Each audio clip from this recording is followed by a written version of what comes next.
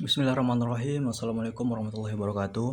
Kembali lagi bersama saya Muhammad Sastriandito, Prodi Ilmu Al-Quran dan Tafsir dari Fakultas Usuluddin dan Studi Agama.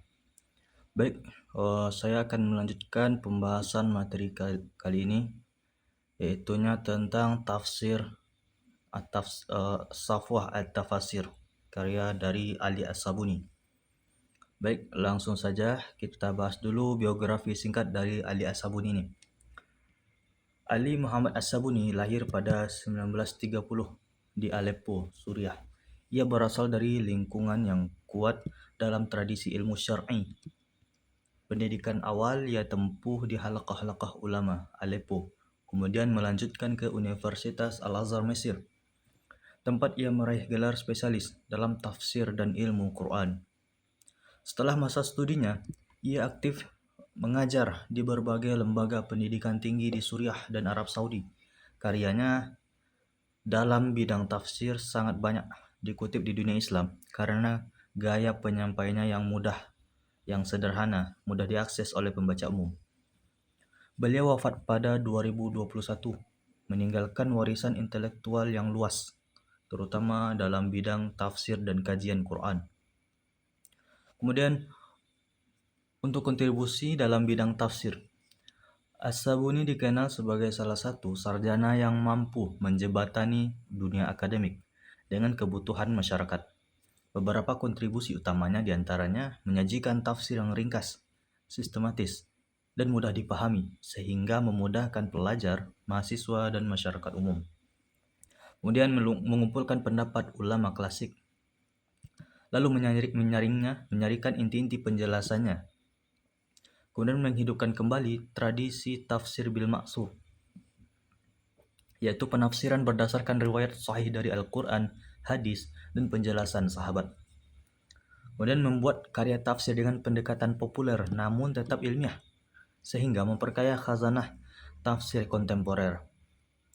Karyanya yang paling terkenal adalah salah satunya Safwah Al-Tafasir, sebuah kompilasi yang menyajikan ringkasan dari berbagai kitab tafsir besar.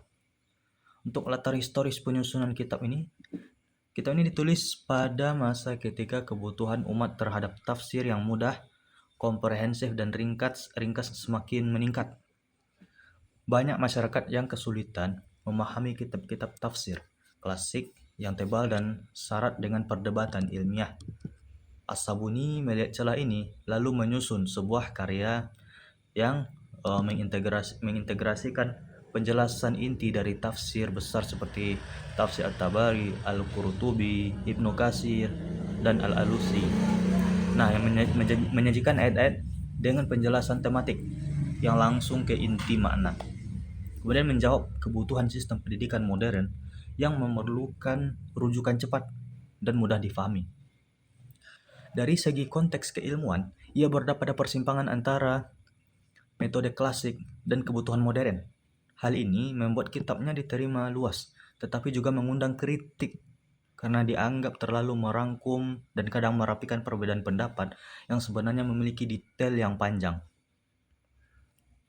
Kemudian untuk ciri khas Safwah At-Tafasir ini sendiri, beberapa keistimewaan yang paling menonjol dari kitab ini antara lain ringkas namun komprehensif, tidak terlalu panjang tetapi cukup lengkap untuk memahami inti makna ayat.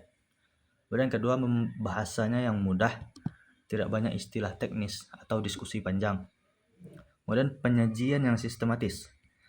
Setiap kelompok ayat disertai dengan penjelasan makna global, makna perkata, serta penjelasan tafsir intinya.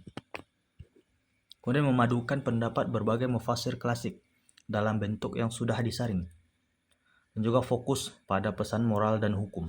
Sangat membantu pembaca yang ingin menangkap pesan utama dalam satu ayat. Kemudian untuk metode yang digunakan, metode yang dipakai oleh As-Sabuni dalam Safwah Al-Tafasir dapat dirangkum diantaranya itu metode tahlili atau analitis menafsirkan ayat secara berurutan mengikuti mushaf dengan penjelasan per ayat atau per kelompok ayat.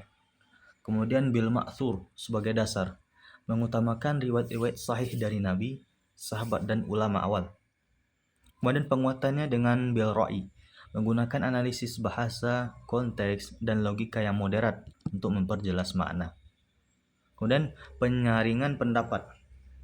Dia tidak memuat perdebatan panjang, hanya pendapat yang dianggap paling kuat. Kemudian perhatian pada aspek balaghah dan bahasa Arab untuk menjelaskan keindahan dan kekuatan pesan dari suatu ayat. Kemudian untuk corak penafsirannya.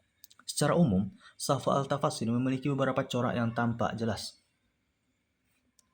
Corak yang pertama yaitu corak adabi al-ijtimai, menekankan pesan moral, sosial, dan perbaikan akhlak. Ayat-ayat sering dijelaskan dalam konteks membangun masyarakat yang beradab dan berkeadilan. Kemudian ada corak fikihnya, memberi perhatian pada ayat-ayat hukum meski tidak mendetail seperti Al-Qurtubi.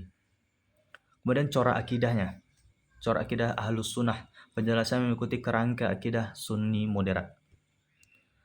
Jadi untuk corak yang dominan dalam kitab ini adalah corak yang adabi ijtimai. Penekanannya pada nilai moral, pesan spiritual, dan tuntunan praktis kehidupan, menjadikan kitab ini lebih terasa sebagai panduan pemahaman Al-Quran bagi masyarakat luas, bukan sekadar karya akademik.